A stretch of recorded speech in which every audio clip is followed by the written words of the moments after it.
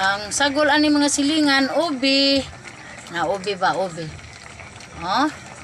Tapos Bisaya gini siya kay mga silingan, ako ra ning giasinan, gibetsinan panahon pang nanay, tapos alubati nya number 1 ani sa luyot. Unya pinangayo ra gid nako mga silingan sa ako ang silingan usab. So ready na ni ato na ning patio no, oh. Oh. Bisaya nga utan. Mao ni gitawag nga Bisaya nga utan gyud arang ninduta.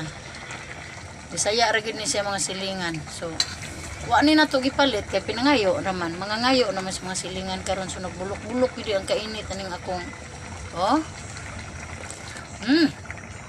Tama-tama lang yun mga silingan ang timplada. Tamang-tama lang yun.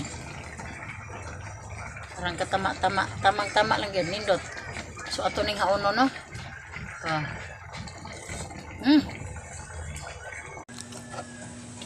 Pagdating sa ilog, mga bata, nagkaroon kumuha pa ng ibang gulay na idadagdag nila sa kanilang mga bitbit.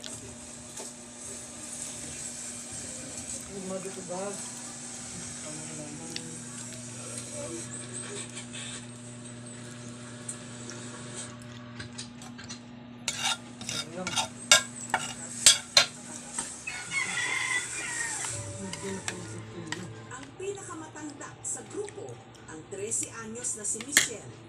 Ang nilang ani, ang nakasukbit na basket, mas bumigat. Pero tila hindi nila iniinda ang bigat na kanilang dinadala. Na kami dahil sa una, mga una mamig. Nga anak magod ng mga pobre. Kontinto ra, kami. Pura ni ubi. Mura ni mong kanon sa una, ubi. Tunuan ni nanay ni tatay, ubi.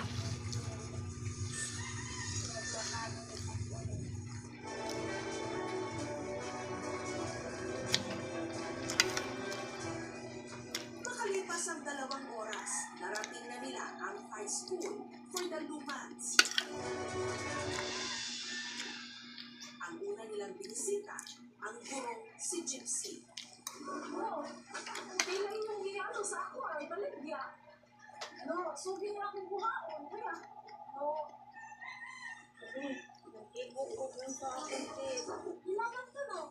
Ang ipinang partner ni Gypsy sa siyang napiling ng saging ng mga bata sa Ube. at toothpaste. Gulay nga ube.